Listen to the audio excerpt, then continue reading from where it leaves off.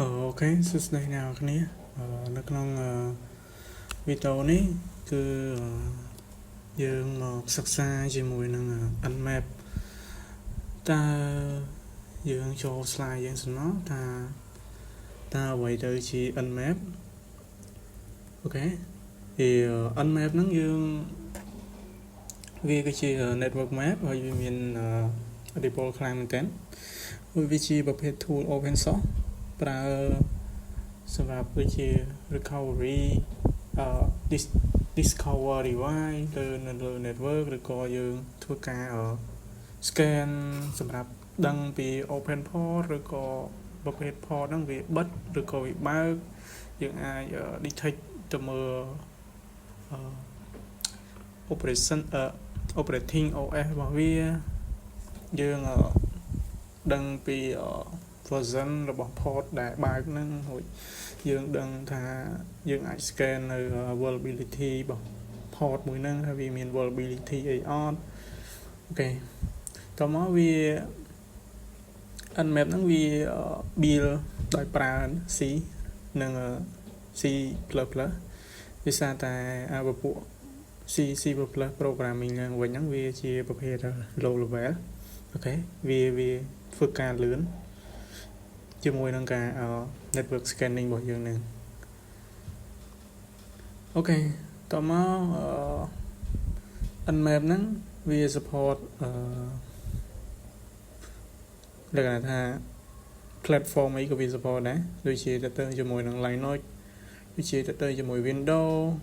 ទៅជាមួយនឹង Mac ឯហ្នឹងចេះគឺវា support ទាំងអស់មួយនិយាយមួយទៀតទៅជាមួយនឹង unmap ហ្នឹងគឺប្រើជាទូទៅតែម្ដងចំពោះខាង VA PT ហ្នឹងទៅជាមួយនឹងAPT ពពួក real hacker ឬក៏ពពួក red teaming ហ្នឹងគឺគេប្រើ tool ហ្នឹងឯងអូខេចូលចំណុចមួយទៀតទៅជាមួយនឹងតើអ្វីទៅជា NSC NSE yes NSE វា stand for មកពី unmap scripting engine អូខេវាគឺជាប្រភេទ script ដែលសរសេរជាមួយនឹង Luna អូខេ Luna script អូខេអូយNSE ហ្នឹង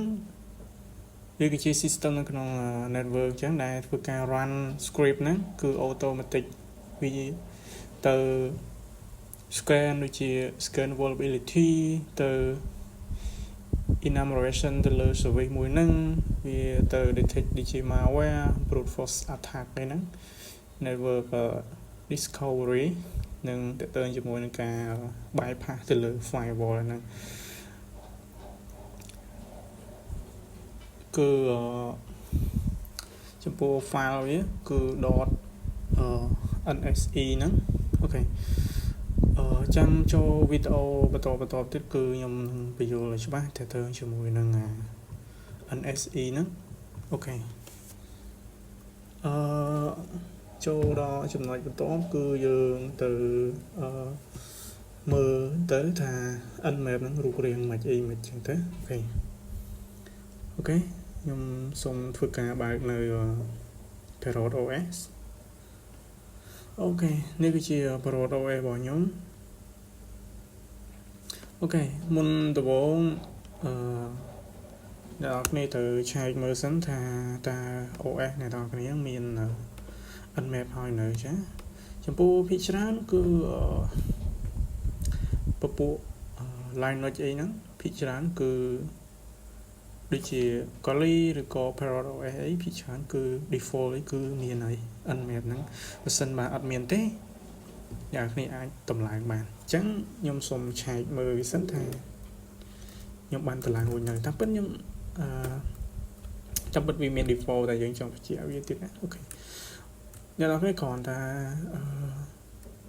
ចុចវាយនៅ command unmap អូខេ unmap.a ដើម្បី help មើលថាវាមាននៅអញ្ចឹងអូខេនៅពេលដែលវា show អញ្ចឹងមានន័យថា unmap យើងហ្នឹងវាដាល់ហើយអូខេសុំព្រីបន្តិច unmap យើងវាដាល់ហើយចេញអញ្ចឹងនេះគឺជារបៀបប្រើប្រាស់ command របស់វាហ្នឹងវាមានច្រើនហូរហែទៅជាមួយការ scan ទៅមួយអីហ្នឹងអូខេតមកខ្ញុំធ្វើការ test scan ទៅជាមួយនឹងbasic scan សិនចំពោះវីដេអូក្រោយៗនឹងស៊ីជម្រៅទៅលើ unmap ហ្នឹងឥឡូវធ្វើការ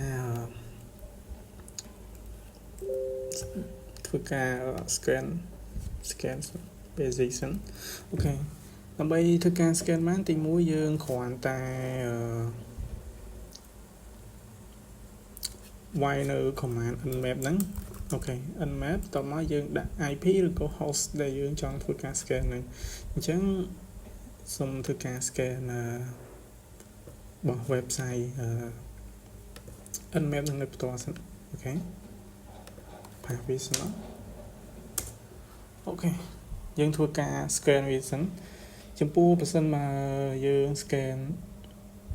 unmap ទៅទេអញ្ចឹងយើងអត់មានប្រភេទអូខេឥឡូវវាចេញហើយអានេះគ្រាន់តែជា basic scan ទេយើង scan ទៅលើ scanme.unmap.org វាជា website របស់ unmap ហ្នឹងផ្ទាល់អញ្ចឹងយើងអាចមើលបានវាប្រើរយៈពេលប៉ុន្មានអីនេះគឺរយៈពេល 0.22 second មួយវាបាន detect ដឹងថា port របស់ host មួយហ្នឹងគឺបើករហូតដល់5 port sorry វាបើកតែ4 port ទេយើងមើលទៅមានដូចជា port 22ដែលយើងដឹងហើយជាប្រភេទ port SH ដែលជាប្រភេទ port remote ហ្នឹងតមកទៅជាមួយ port 25ទៅជាមួយនឹង SMMP ហ្នឹងគឺវា filter ហ្នឹងមានន័យថាវា firewall វាបិទវាអត់ឲ្យ net អត់ឲ្យ tool របស់យើង scan ដឹងថាវាបើកឬក៏បិទទេចំពោះ port ហ្នឹងគឺវាអត់ច្បាស់ថា port ហ្នឹងបើកឬក៏បិទទេអញ្ចឹងវាដាក់ filter ហ្នឹងទៅជាមួយនឹង port HTTP គឺបើកអូខេបើកហ្នឹងអូខេយើងវីដេអូបន្តទៀតខ្ញុំនឹងប្រាប់ស៊ីជម្រៅជាងហ្នឹងអូខេ